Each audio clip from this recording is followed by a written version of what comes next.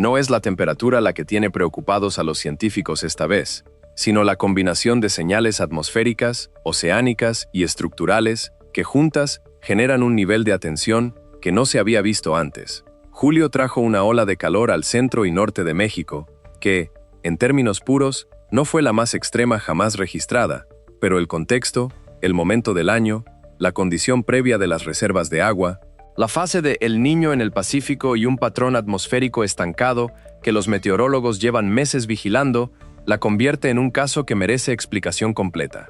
Esta noche desglosamos por qué julio es distinto de mayo, el papel de El Niño, el estado de las presas del país, la cúpula térmica que no se movió, y por qué todo esto genera preocupación genuina, no exagerada. Antes de seguir, si te gusta el análisis basado en evidencia, sin sensacionalismo, dale like y suscríbete. Dime desde dónde nos ves, y cuéntame qué tan distinto sentiste este calor de julio comparado con otros veranos. Ahora vamos al fondo de esto. Para entender por qué esta ola de calor preocupa a los científicos, primero hay que entender por qué julio, en el calendario climático normal de México, no debería comportarse de esta manera. El verano mexicano tiene una estructura climática relativamente predecible. Mayo y junio son tradicionalmente los meses más calurosos en gran parte del centro y norte del país, antes de que se establezca por completo la temporada de lluvias. A partir de finales de junio y durante julio, agosto y septiembre, el monzón mexicano, el sistema de lluvias de verano que se alimenta de la humedad proveniente del Golfo de México y del Pacífico tropical, normalmente trae precipitaciones que no solo refrescan el ambiente directamente, sino que también aumentan la humedad del suelo, lo cual modera las temperaturas máximas a través de un mecanismo que vamos a explicar en detalle más adelante. En otras palabras, julio es, climatológicamente, el mes en el que el calor extremo debería empezar a ceder terreno frente a las lluvias. Este año, esa transición no ocurrió con la fuerza esperada en buena parte del territorio nacional. El Servicio Meteorológico Nacional registró un déficit significativo de precipitación durante las primeras semanas de julio en estados como Sonora, Chihuahua, Coahuila, Nuevo León y partes de Tamaulipas, precisamente la región que ya había sido golpeada por la ola de calor de mayo que cubrimos en un video anterior de este canal. Cuando el monzón llega tarde o llega débil, dos cosas pasan simultáneamente. La primera es obvia: sin lluvia, no hay el enfriamiento directo que la precipitación normalmente proporciona. La segunda es menos obvia, pero es la que realmente preocupa a los climatólogos. Sin lluvia, el suelo permanece seco. Y un suelo seco, como vamos a explicar, no es simplemente una consecuencia de la falta de lluvia. Es, en sí mismo, un mecanismo que intensifica el calor. Esta es la primera pieza del rompecabezas. La segunda tiene que ver con algo que está sucediendo a miles de kilómetros de distancia, en las aguas del Océano Pacífico. Mencionamos El Niño en nuestro video anterior sobre la ola de calor volcánica del Pacífico, en un contexto completamente distinto. Pero El Niño no es un fenómeno aislado que afecta solo a los volcanes submarinos. Es uno de los patrones climáticos más influyentes del planeta, y su efecto sobre México específicamente merece una explicación propia. El Niño es la fase cálida de un ciclo natural llamado El Niño Oscilación del Sur, o ENOS por sus siglas. Durante esta fase, las aguas superficiales del Pacífico tropical central y oriental se calientan por encima de su promedio histórico. Ese calentamiento oceánico, aunque ocurre a miles de kilómetros de México, tiene consecuencias atmosféricas que llegan directamente al territorio nacional a través de un mecanismo bien documentado. Cuando las aguas del Pacífico tropical se calientan, alteran la posición y la intensidad de los principales centros de presión atmosférica que controlan los patrones de viento sobre Norteamérica. Específicamente, El Niño tiende a fortalecer un sistema de alta presión subtropical que se posiciona sobre el norte de México y el suroeste de Estados Unidos durante los meses de verano. Ese sistema de alta presión hace dos cosas perjudiciales al mismo tiempo. Primero, suprime la formación de nubes de tormenta, lo que reduce directamente la precipitación del monzón mexicano. Segundo, genera lo que los meteorólogos llaman subsidencia atmosférica, aire que desciende desde las capas altas de la atmósfera hacia la superficie, comprimiéndose y calentándose en el proceso. Exactamente el mismo principio físico que explicamos en nuestro video sobre la ola de calor de mayo. La diferencia esta vez es la persistencia. Los modelos de predicción climática de la Administración Nacional Oceánica y Atmosférica de Estados Unidos así como los del Servicio Meteorológico Nacional de México, han identificado condiciones consistentes con una fase de El Niño en desarrollo durante el verano actual. Y la investigación histórica sobre años de El Niño en México es clara en un punto específico. Los veranos durante fases de El Niño tienden a mostrar retrasos en el inicio del monzón y déficits de precipitación en el norte y centro del país, particularmente en julio. Un estudio publicado por investigadores del Centro de Ciencias de la Atmósfera de la UNAM, que analizó los patrones de monzón mexicano durante las últimas 6 décadas, encontró que los años de El Niño moderado a fuerte muestran una probabilidad significativamente mayor de lo que los climatólogos llaman sequía de canícula prolongada, un fenómeno que vamos a explicar a continuación, porque es una de las piezas más importantes de esta historia, y es la que menos se ha explicado en la cobertura mediática general de este evento. La canícula es un fenómeno climático que cualquier persona que haya vivido un verano en México conoce, aunque no siempre con ese nombre técnico. Normalmente, a mediados del verano mexicano, ocurre una pausa breve en las lluvias del monzón, un periodo de entre 2 y 4 semanas, típicamente entre mediados de julio y principios de agosto, en el que la precipitación disminuye notablemente y las temperaturas suben de nuevo, antes de que las lluvias se reestablezcan con fuerza en agosto y septiembre. Este patrón es tan consistente que tiene nombre propio en la tradición meteorológica mexicana desde hace generaciones: la canícula. La causa física de la canícula tiene que ver con un reacomodo temporal de los sistemas de presión atmosférica sobre el Golfo de México y el Pacífico, que interrumpe brevemente el flujo de humedad que alimenta las tormentas de verano. Es, en condiciones normales, un fenómeno predecible, de duración limitada, y que la población y la agricultura mexicana han aprendido a anticipar. Lo que ha generado preocupación genuina entre los climatólogos este año es que la canícula de este verano no se comportó como una pausa breve. Se extendió y se intensificó, coincidiendo casi exactamente con el periodo en que el sistema de alta presión asociado a El Niño alcanzó su mayor fuerza sobre el territorio nacional. En otras palabras, lo que normalmente es una breve interrupción de 2 a 3 semanas en las lluvias, se transformó, bajo la influencia combinada de El Niño y un patrón de bloqueo atmosférico similar al que documentamos en mayo, en un periodo prolongado de calor seco que se extendió considerablemente más allá de su ventana histórica habitual. Esto es exactamente el tipo de interacción que los climatólogos llevan años advirtiendo como una posibilidad bajo el calentamiento global: que los fenómenos climáticos regionales normales, como la canícula, se vean amplificados y prolongados por patrones atmosféricos de mayor escala, hasta el punto en que el evento ya no se comporta dentro de los parámetros históricos que la planificación agrícola, energética y de salud pública del país asumen como normales. ¿Fue esto simplemente una canícula más fuerte que el promedio? ¿O fue la expresión de algo más estructural, un cambio en cómo interactúan estos sistemas climáticos en un planeta que se sigue calentando? Para acercarnos a esa respuesta, necesitamos hablar de un mecanismo que conecta directamente la falta de lluvia con la intensidad del calor, y que es, sin exagerar, una de las razones más concretas por las que los científicos están nerviosos esta vez. Aquí está el mecanismo que conecta todo lo que hemos explicado hasta ahora, y que pocas coberturas mediáticas explicaron con la profundidad que merece. Cuando el suelo tiene humedad, cuando ha llovido recientemente, cuando hay vegetación viva absorbiendo y liberando agua, una parte significativa de la energía solar que llega a la superficie se utiliza en un proceso llamado evapotranspiración. El agua del suelo y de las plantas se evapora, y ese proceso de evaporación consume energía térmica, literalmente enfriando la superficie en el proceso. Es el mismo principio por el que sudar te refresca a ti. La evaporación absorbe calor. Cuando el suelo está seco, cuando no ha llovido, cuando la vegetación está estresada o muerta por falta de agua, ese mecanismo de enfriamiento desaparece casi por completo.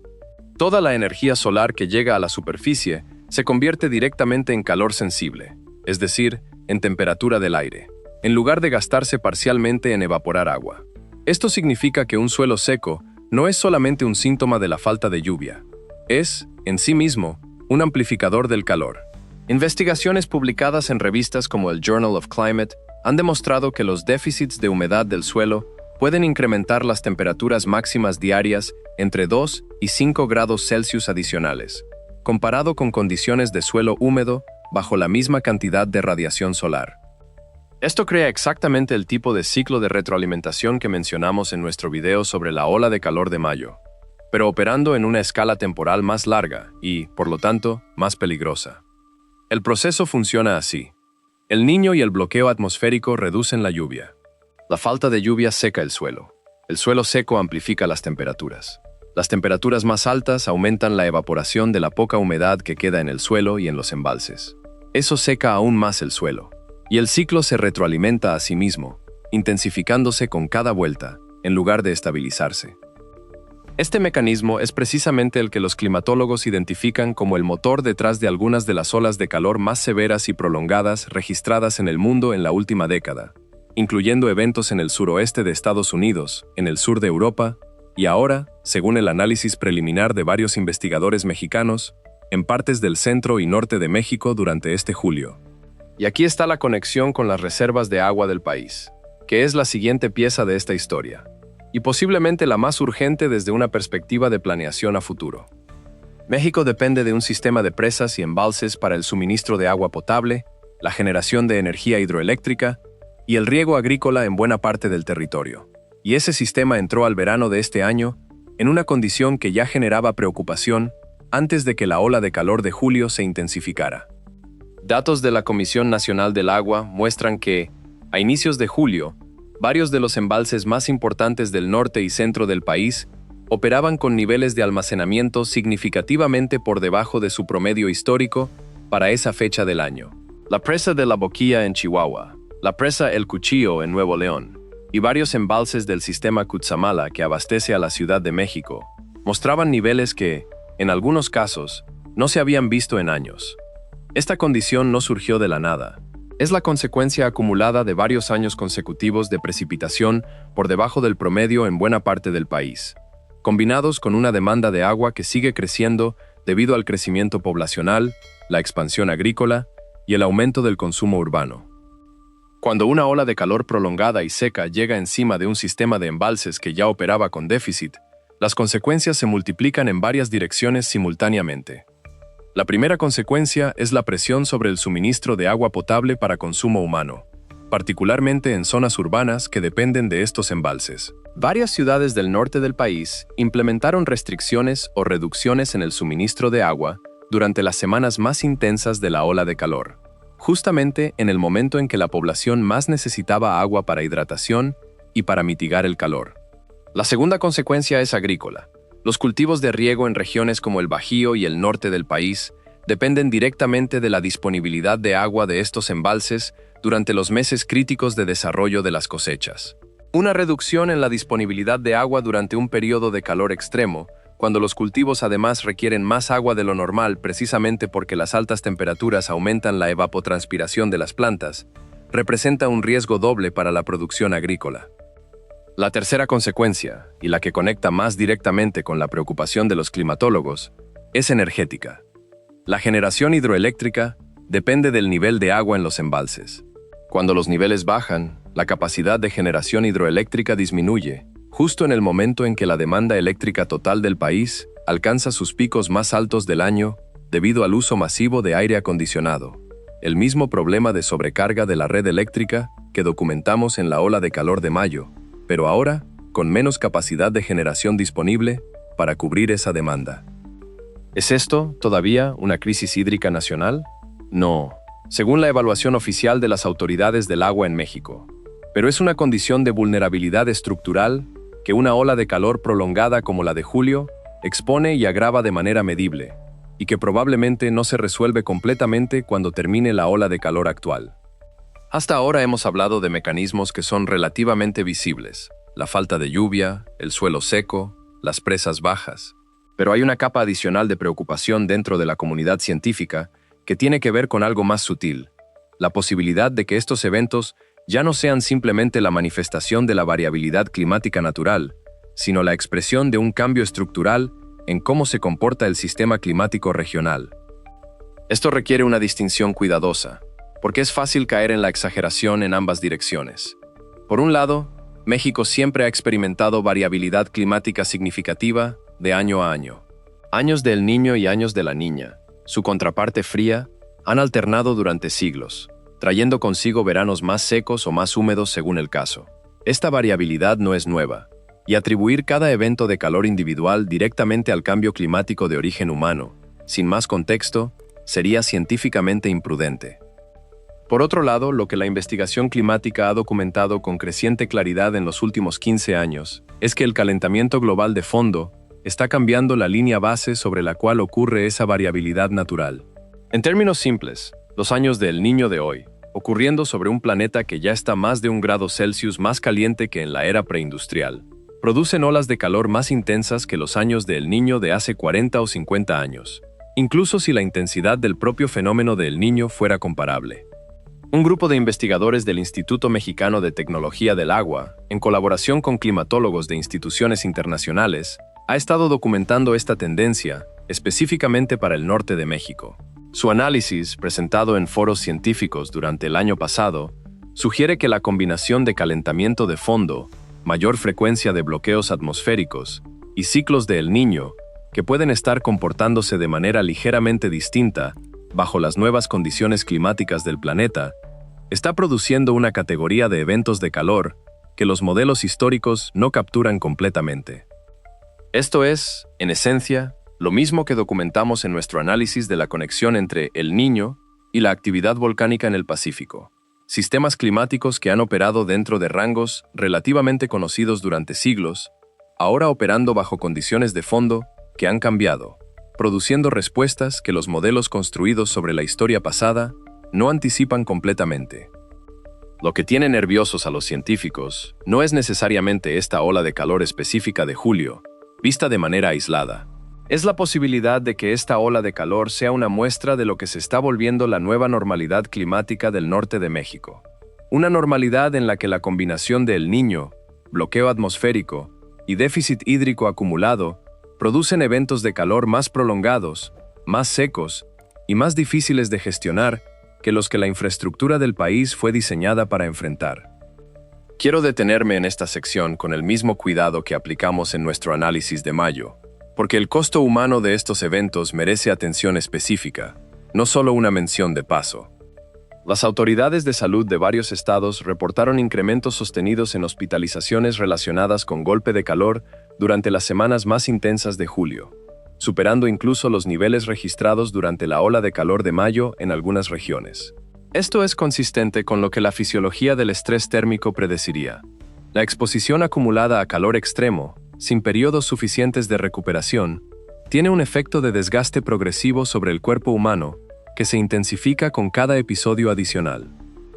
En otras palabras, una población que ya había sido sometida a la ola de calor de mayo y que enfrentó después un verano con déficit de lluvia y una canícula prolongada, llegó a julio con menos margen fisiológico de resiliencia que si este hubiera sido un evento aislado e independiente.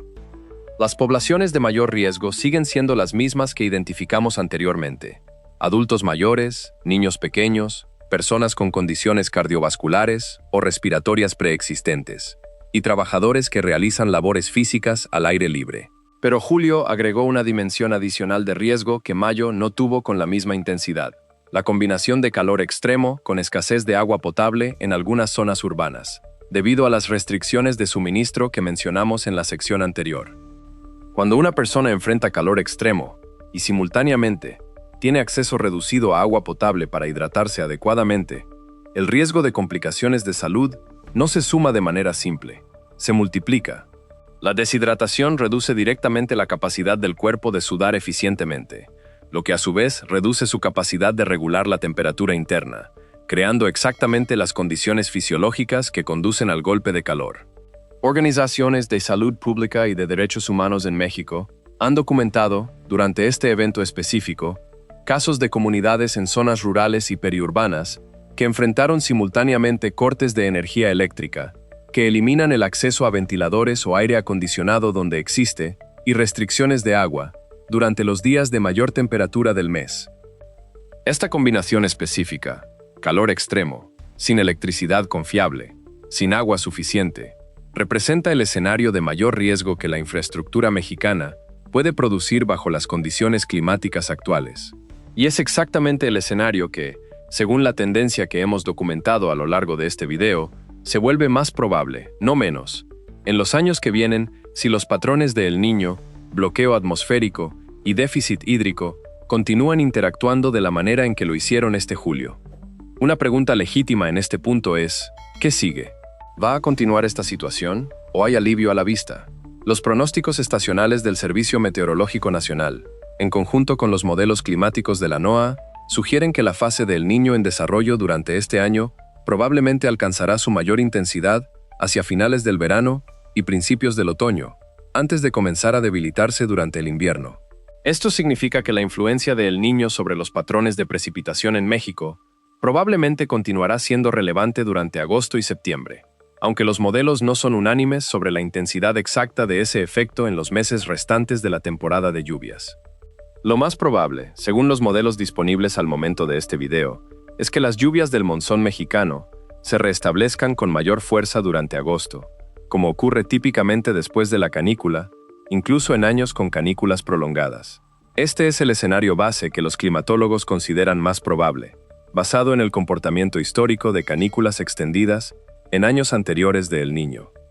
Pero, y este pero es importante, incluso si las lluvias se restablecen de manera relativamente normal en agosto, eso no revierte completamente el déficit acumulado en los embalses ni elimina el estrés hídrico que la combinación de mayo y julio ya generó en el suelo y en los sistemas de almacenamiento de agua del país. La recuperación completa de un déficit hídrico de esta magnitud generalmente requiere no solo que las lluvias regresen a niveles normales, sino que se mantengan en niveles normales o superiores durante un periodo prolongado, idealmente abarcando más de una temporada de lluvias completa. Esto significa que, incluso en el escenario más optimista, México probablemente entrará al invierno y a la próxima primavera con un sistema hídrico que sigue operando con menos margen de resiliencia que el que tenía antes de esta secuencia de eventos de calor de este año. Y eso, en el contexto de lo que hemos discutido sobre la tendencia de eventos de calor más frecuentes y prolongados, es precisamente la razón por la que los científicos no están viendo esto como un evento aislado que termina cuando termina la ola de calor de julio, sino como parte de una acumulación de estrés climático e hídrico que se extiende más allá del calendario de un solo verano. Quiero cerrar esta sección con la claridad que esta historia merece, sin exagerar ni minimizar. Esta ola de calor de julio no representa, por sí sola, una catástrofe climática sin precedentes. No es el fin del sistema hídrico mexicano. No es, tampoco, un evento que se pueda descartar simplemente como «así es el verano en México», sin más análisis.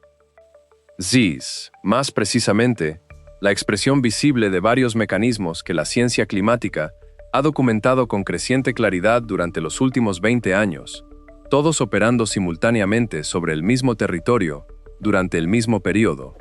Una fase de El Niño que suprime las lluvias del monzón, un sistema hídrico nacional que ya enfrentaba déficits estructurales antes de que comenzara el verano, un suelo seco que amplifica el calor a través de mecanismos físicos bien entendidos, y un patrón atmosférico de bloqueo que, según la evidencia disponible, se está volviendo más frecuente en un planeta donde el Ártico se calienta más rápido que el resto del mundo. Ninguno de estos mecanismos, individualmente, es nuevo o desconocido para la ciencia. Lo que genera la preocupación genuina dentro de la comunidad científica es la frecuencia y la intensidad con la que estos mecanismos se están combinando en años recientes, y la posibilidad de que esa combinación, en lugar de ser una anomalía temporal, sea la forma en que el clima del norte y centro de México se va a comportar de manera más consistente en las próximas décadas. Esa es la diferencia entre estar preocupado por un evento específico y estar preocupado por una tendencia. Los científicos no están nerviosos solamente por julio de este año. Están nerviosos porque julio de este año se parece, en su estructura causal, a lo que los modelos climáticos de largo plazo proyectan como más común en el futuro. Y eso significa que la infraestructura, las políticas de gestión del agua y los sistemas de protección a la salud pública del país necesitan adaptarse a esa nueva normalidad, no a la normalidad que existía hace 30 años. Una canícula que se negó a terminar a tiempo, un sistema de presas que entró al verano ya debilitado, un suelo que se secó lo suficiente para convertirse, él mismo, en una fuente adicional de calor, y un océano Pacífico que, una vez más, está empujando los patrones atmosféricos de Norteamérica hacia configuraciones que favorecen el calor extremo y prolongado sobre el territorio mexicano. Ninguno de estos factores, por separado, es una sorpresa para la ciencia climática. Juntos, ocurriendo en la misma temporada, sobre la misma región, son exactamente la combinación que tiene a los climatólogos mexicanos e internacionales observando esta ola de calor con un nivel de atención que va más allá de lo rutinario. La ola de calor de julio eventualmente va a terminar. Las lluvias, según los modelos disponibles, probablemente regresarán durante agosto.